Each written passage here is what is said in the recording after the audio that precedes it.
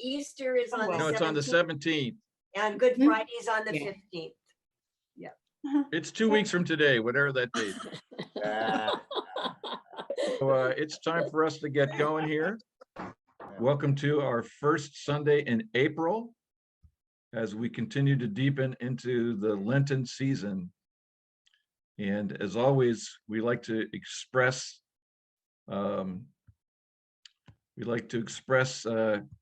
our joy at being part of this church. And so, Emma, I just made you co-host, so thanks for reminding me. And we like to express our joy in song. So what we're going to do is sing our song, "This is the Day That the Lord Has Made."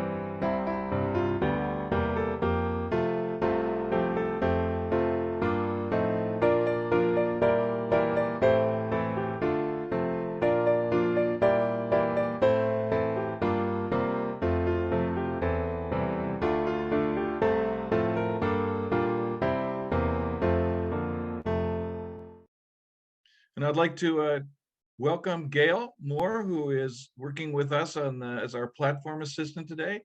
Gail, it's over to you. Thank you, Marty. This is the day that the Lord has made. Let us rejoice and be glad in it. Good morning and welcome. It's great to be here together and to greet each other on Zoom. As Marty said, I am Gail Moore, and it is my pleasure to be with you assisting Marty on this beautiful spring morning on the first Sunday in April. If you're joining us for the first time, we bless you and welcome you. We know who you are. You are a child of God. So please settle in and make yourself at home. If you'd like to know more about us, check our website, capitalcityunity.org, where you will find a link to our YouTube past meditations and lessons, or email us at capitalcityunity@gmail.com to send a prayer request or be placed on our mailing list. Prayer is one of the most important things we can do for ourselves and for others. We believe and we affirm, wherever two or more are gathered in my name, there I am. There I am. God is with us in the midst of us through the power of the I am. Here's the flow of today's service. We'll have the reading of the daily word on inner peace, blessing of the names of the people and pets in the prayer box, affirmations and announcements, followed by the meditation hymn that today is page 40, "Oh, fill me with thy presence, Lord." And the meditation, Marty's message, followed by a song to love, serve, and remember. We'll have the prosperity offering and then our closing song and prayer. If you'd like a copy of the Wings of Song hymnal, send us an email and we will send you a copy. For our daily word, today's daily word is inner peace. I think peace, I feel peace, I am peace. Peace lives in my heart, at the place within me where all appearances of separation dissolve. I feel only peace, only God, only oneness. This peace is always mine, part of my divine inheritance. I carry it with me through every experience, every moment of the day. Nothing can destroy or even disturb my peace when I invite the divine presence, the Christ of my being, to be my constant guide. A passing thought of fear, worry, or anger is a reminder to breathe, to release negative energy, to embrace peace. I feel renewed when I meditate, enjoy a walk in a peaceful garden, or take a moment to appreciate natural beauty wherever I find it.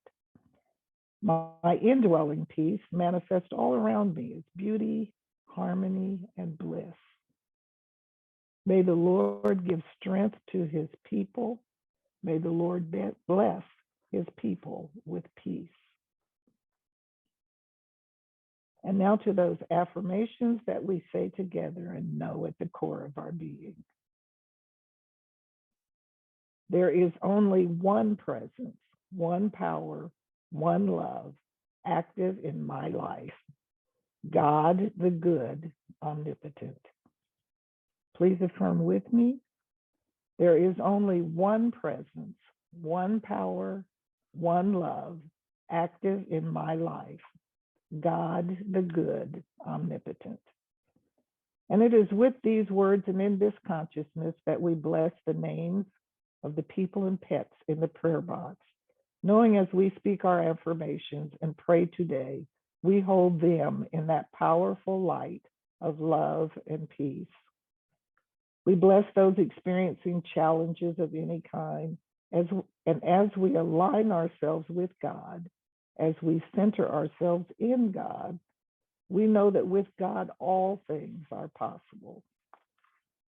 So let my words be your words as I say our affirmation for them, and I invite you to whisper the names of those you would like to bless, as I say for all of them. There is only one presence, one power, one love, active in your life. God, the good, omnipotent. There is only one presence, one power, one love, active in this ministry.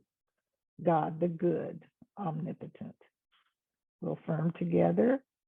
There is only one presence, one power, one love, active in this ministry.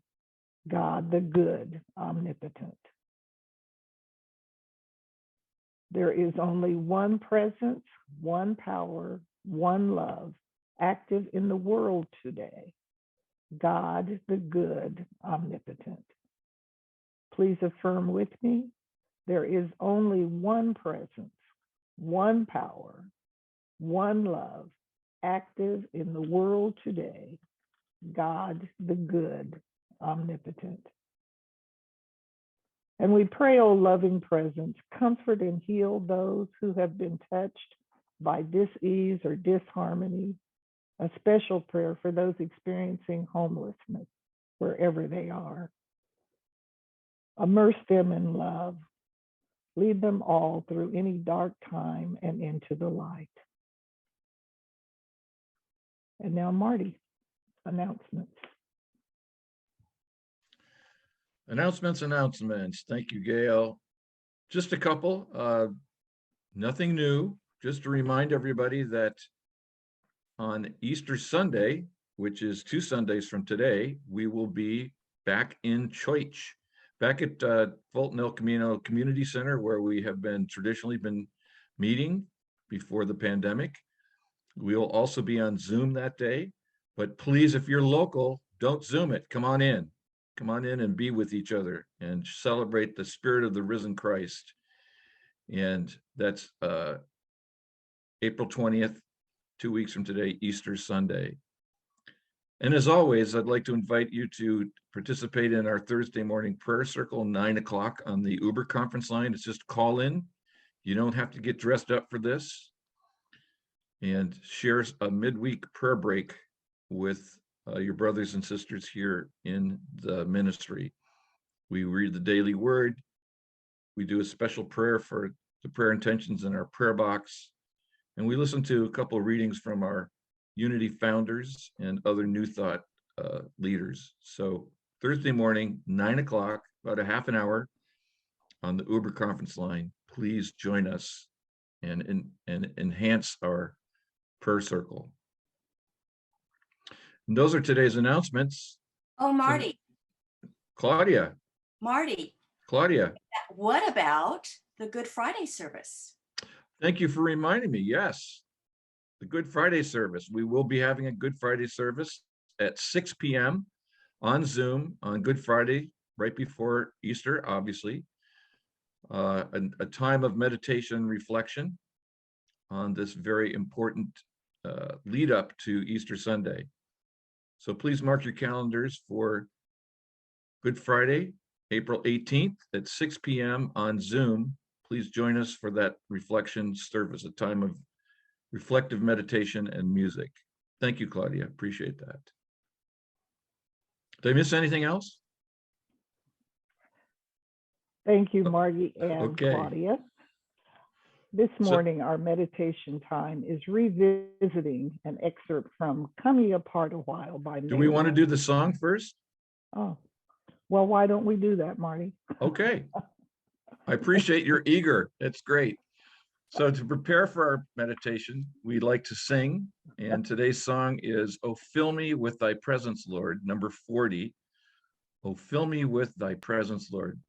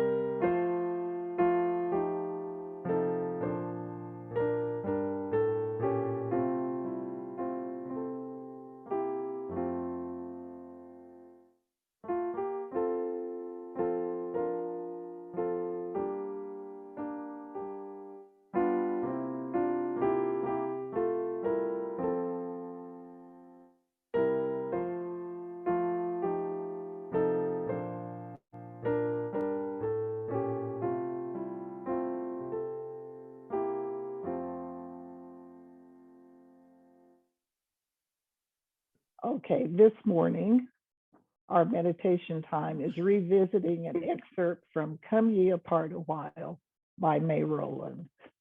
I invite us to make ourselves comfortable in our seats as we think of relaxing in every part of the body. Take a deep breath and slowly exhale. Again, a deep breath in and slowly exhale. First, direct your whole attention to your feet. Think how wonderful they are to support your body. Think relaxation under the arch. Think perfect balance into the entire foot.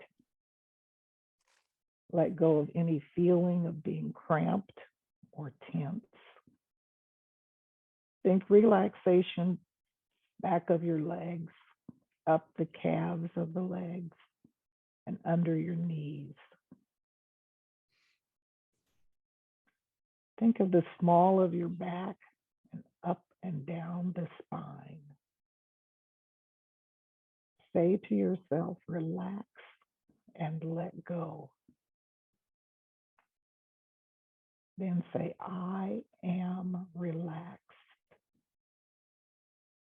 And I feel relaxed. Think of letting go through the shoulders. Some persons literally push themselves out of the body by thoughts of hurry and anxiety.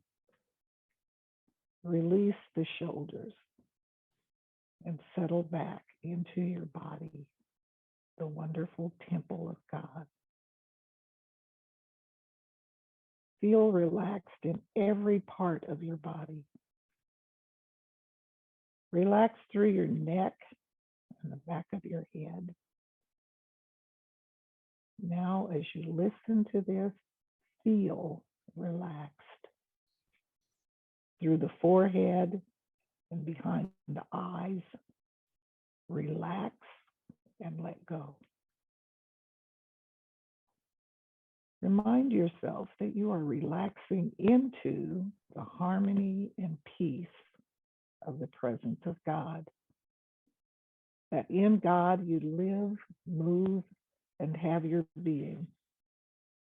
Relaxation comes to your mind and body through a feeling of trust in the presence and power of God.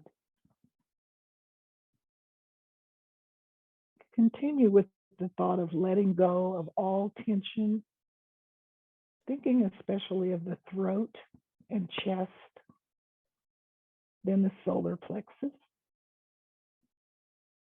then through all the organs and functions of the body, down to the tips of the toes. Say, I am free from tension, stress, and strain. I surrender myself entirely to God. I am at peace in mind and in body. From the top of my head to the soles of my feet, I feel relaxed.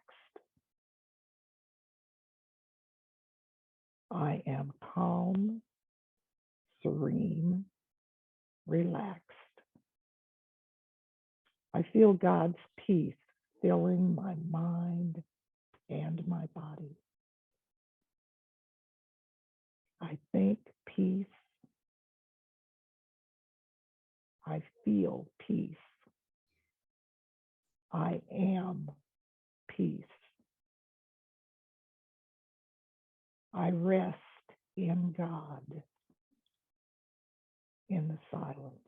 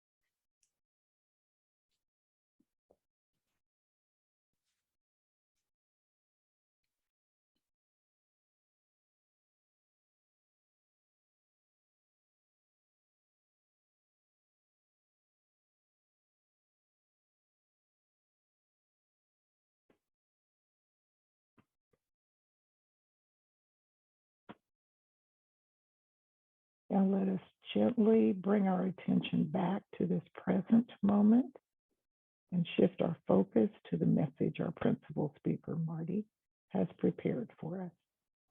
Marty. Thank you, Gail.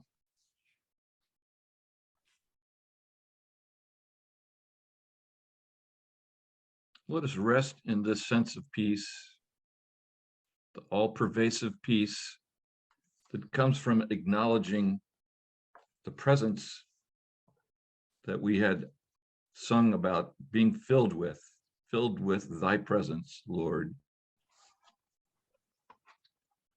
So today I just want to share some thoughts about an interesting topic, a topic I call, what is my purpose? It's a great recurring question often asked from pulpits around the world. What is my purpose? Once upon a time, I thought that was a very provocative question, an important question, but that was because I utterly misunderstood the concept of life's purpose. In my younger days, when I thought of what's my life's purpose, I'd think of the greatest people who rose to the top above all humanity and performed magnificent and miraculous deeds. We each of us have our own list of such admirable individuals, people like the Buddha, Jesus, Meister Eckhart, Isaac Newton, George Washington, Mahatma Gandhi. I'd think of what these people accomplished in the time that they'd been given and be blown away. I'd assume that somehow they must have had a revelation quite early in their lives that signaled the path that they were to take. And then they focused single-mindedly on following that path. They conceived of a goal to accomplish, and then they tenaciously set out to achieve that goal. When I was a freshman at University of Detroit High School, the Jesuit college prep school I was privileged to attend, I remember sitting down in the chapel on our very first day of school, along with my fellow first years, and listening to the principal, Father Robert Labb, give us a welcoming speech. I don't remember most of what he said on that day of September 1965, but I do remember this. He said, "Gentlemen, you are here to make waves in life, and we will teach you how to do this. You are soldiers for Christ, and your mission is to change the world according to his principles." I can still remember my reaction, which was a combination of being thrilled and terrified. Thrilled by the romance of being a world changer, and terrified about exactly how to do this and what that would require of me. Well, the call of that ringing declaration soon faded as we settled down to the daily tasks of education, but obviously I never forgot it. And as I look back on it now, I think that even as a young boy, I had a sneaking suspicion that I was here to do something more than just get through life.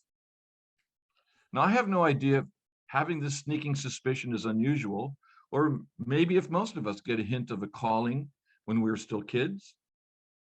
Do we come into this world with a goal or direction imprinted in our souls? The great Jungian psychologist James Hillman explored this extensively in his 1996 book, The Soul's Code, in which he suggested that each of us comes into the world with a unique sense of our fate embedded in our souls.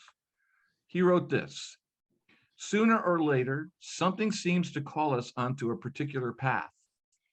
You may remember this something as a signal moment in childhood when an urge out of nowhere, a fascination, a particular turn of events struck like an annunciation. This is what I must do. This is what I've got to have. This is who I am." Or if not this vivid or sure, the call may have been more like gentle pushings in the stream in which you drifted unknowingly to a particular spot on the bank.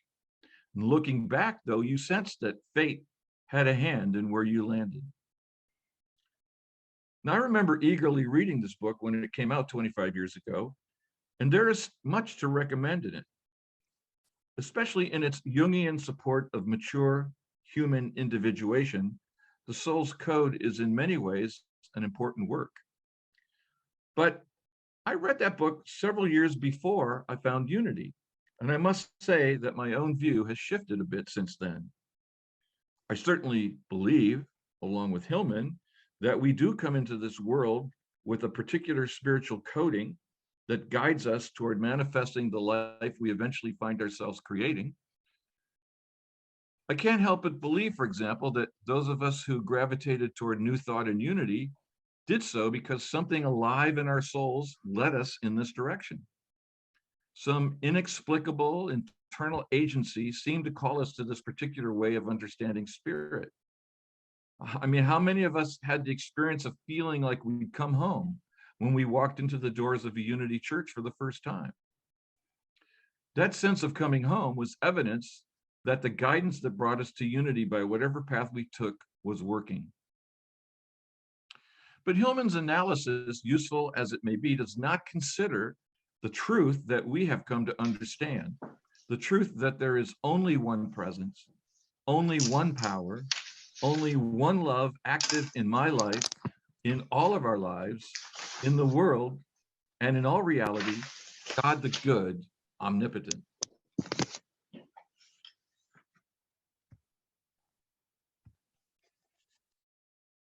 That is to say, we are each individualized expressions or versions of the divine, reenacting on a personal level the role of the creator, creating in lovely partnership with the divine our individual lives. That seed encoded in our souls that seeks to grow and express in a particular direction and in a particular fashion is a divine seed. Everywhere it determines to lead us is to God, if we can but transcend our belief in ourselves as separate from and less than divine. In my earlier years, when that call to action of my high school principal to change the world was still resonating in my soul, I thought that I had to be as significant in the world as Jesus or the Buddha, or otherwise my life would be a failure. I had succumbed to the understandable error of comparing myself to others, unaware of my own special gifts, my own unique talents as a beloved child of God, no more or less beloved than Jesus or the Buddha. This tendency that we have to compare ourselves to other people is just another element of error consciousness, that unexplored belief that the world we were born and acculturated into was absolute reality. In the world's view, we are, as we currently seem to express it, we all exist on a hypothetical bell curve, where the great and pure are at the leading edge, and at the trailing edge are the evil and corrupt. And of course, wherever we think we are on this bell curve, we cannot help but look around and judge ourselves as better than those behind us, but falling short of those ahead of us. Falling for this error occurs when we fail to see that every place on the curve is equally divine, that in God's eyes, the curve has no meaning, for God loves everything and everybody in his garden of creation equally. As is written in the 5th chapter of Matthew, God makes his sun to rise on the evil and the good, and sends rain on the just and the unjust. Now, one day, about 15 years ago, I happened to attend a talk by the wonderful spiritual teacher from Palo Alto who calls himself Adyashanti. Adyashanti had come to town to lead the Sacramento Buddhist Meditation Group's weekly meeting. And after our regular 40-minute silent meditation, it was time for Adya to offer us a Dharma talk, the Buddhist version of a sermon. But instead of offering prepared remarks, Adya decided to make himself available to answer questions. And so his talk turned out to be a series of responses to whatever might be on people's minds that night. Now, one of the first questions came from someone who wanted to know how to use the Buddhist Dharma, Dharma being the law or principle which governs the universe according to the Buddha, to determine one's life purpose. How can I use the Dharma to determine my life's purpose? And as you might imagine, I thought that was a great question. And so I eagerly awaited Adya's insights. Now, what he had to say, however, utterly surprised and astonished me. Well, he started out, right now, my life's purpose is to sit here and share thoughts with you, and to do this until the time is up. Then my life's purpose will be to walk to my car and drive home to Palo Alto. And then when I get home, my purpose will be to get ready for bed and go to sleep.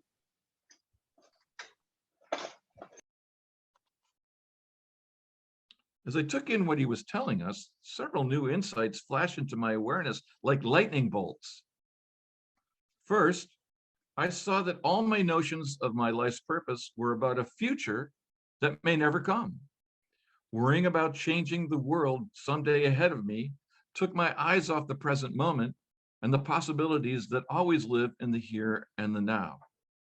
So then I saw obsessing about a purpose according to what the world told us was great and noble was a way to fool myself and to avoid the reality that I was actually in the moment.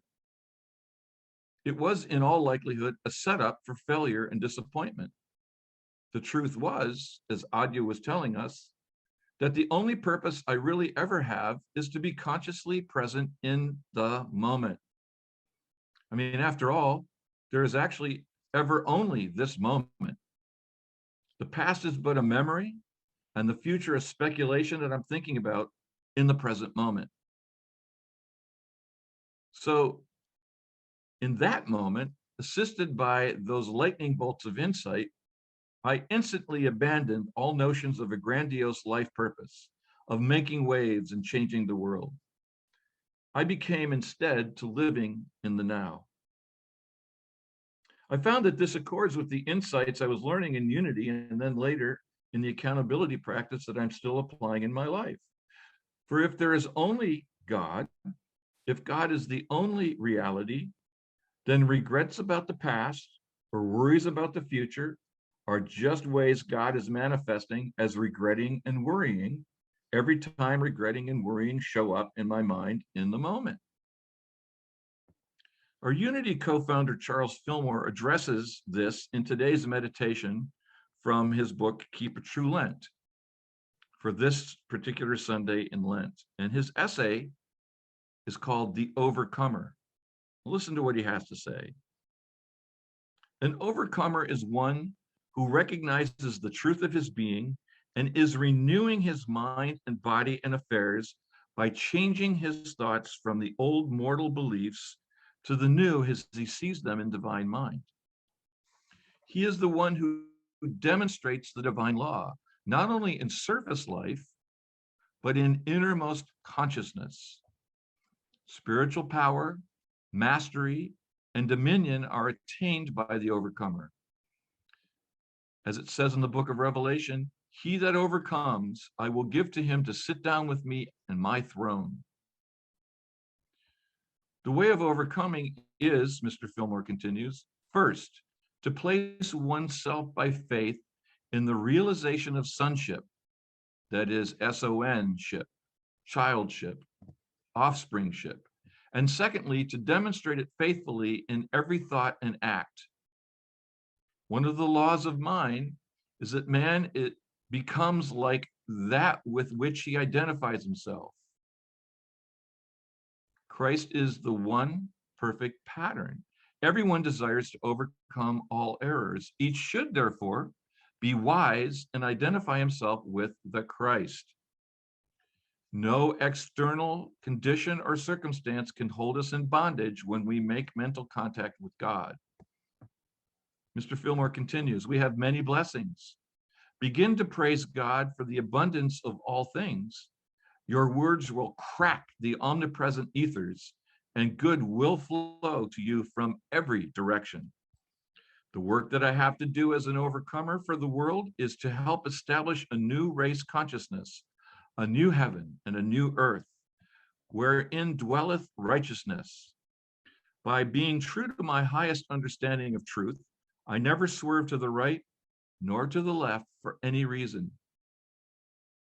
He concludes his meditation with this: I affirm I am an overcomer through Jesus Christ, and I rest in the realization of his grace and power. I am an overcomer through Jesus Christ, and I rest in the realization of his grace and power. Now, resting in the realization of the grace and power of Jesus Christ means letting go of our subconscious beliefs in lack, limitation, and death, and allowing to come to consciousness the awareness that everything in our lives declares the reality of divine grace and power. Overcoming our attachment to error consciousness is the path to experiencing our true life's purpose, which is to realize spirit, to make spirit the only reality we think, see, or feel right here, right now. One reason I think that we humans resist realizing spirit is a deep-seated and inherited fear of true freedom. For when we surrender to the infinite divine presence within, we surrender our attachment to limits, to defenses, to false security, and we release ourselves into the limitless infinity that is divine mind. Now, from our human perspective, this boundless freedom can feel terrifying. For if I let go of my concept of the personal self, who will I be? How will I be? What will I do?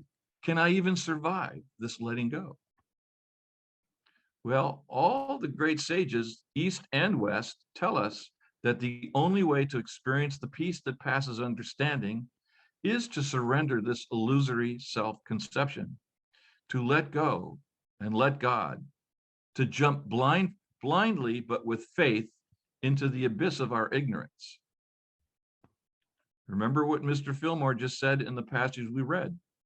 One of the laws of mind is that man becomes like that with which he identifies himself. Christ is the one perfect pattern. Everyone desires to overcome all errors.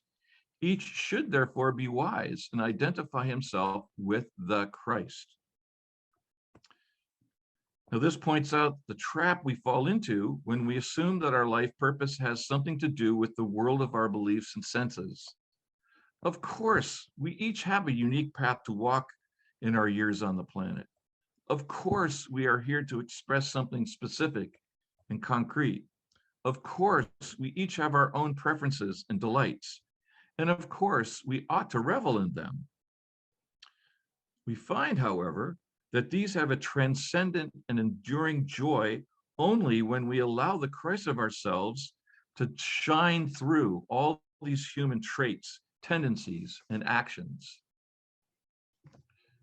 So today we ask ourselves, what is my life purpose? Why have we come to earth?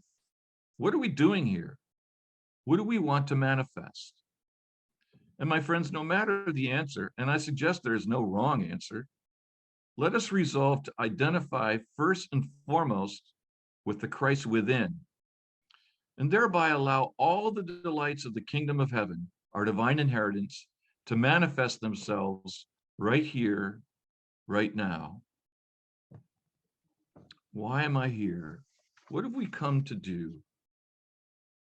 So I'd like to close these thoughts, this time together, by listening to a song about life purpose. This is a song we've played here before by Kathy Zavada called Love, Serve, and Remember. And I invite you to go within as you listen to this song and ask yourself the question, why am I here?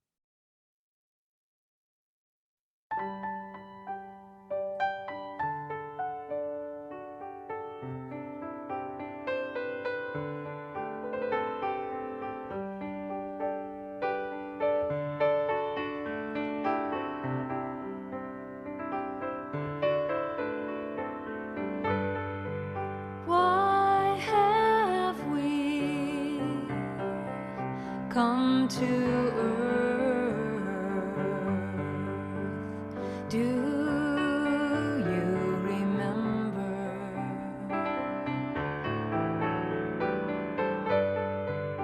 why have we taken birth? Do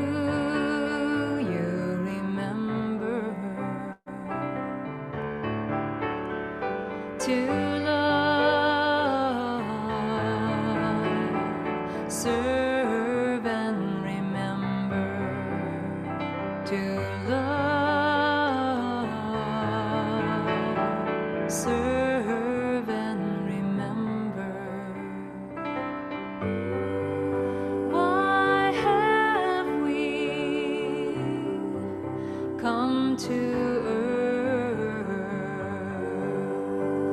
do you remember?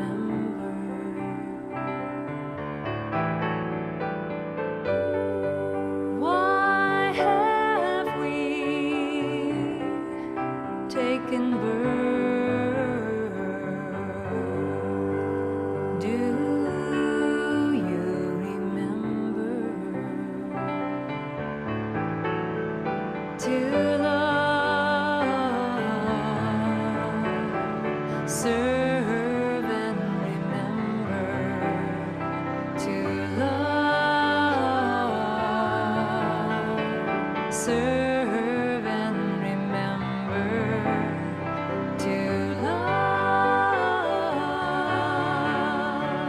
Serve and remember to love. Serve, remember to love. Serve, remember to love. Serve and remember to love. Serve and remember to love. Serve and remember.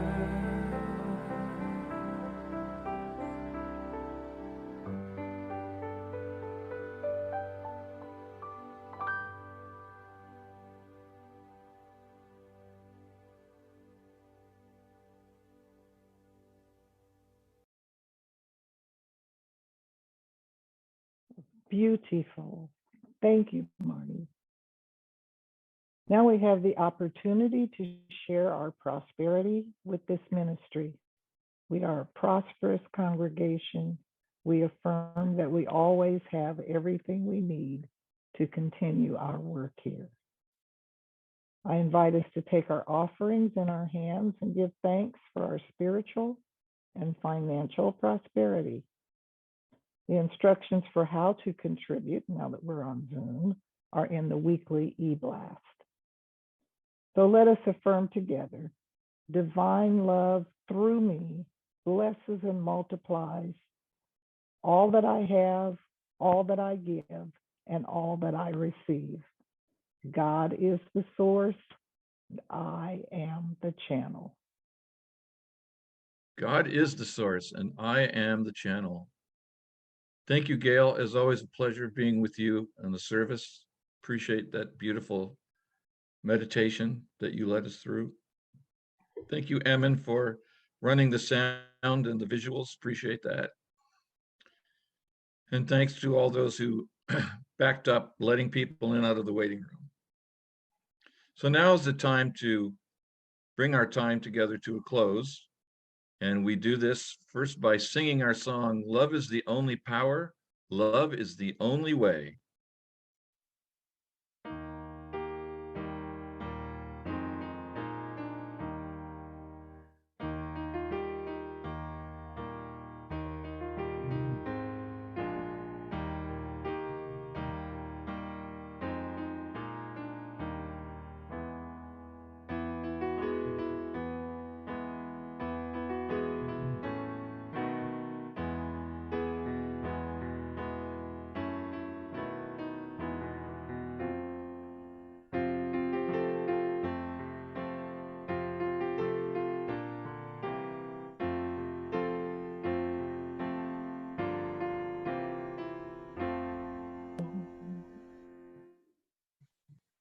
I'm telling you, you all sound beautiful, magnificent. For a second, I thought I was in the middle of the Mormon Tabernacle Choir.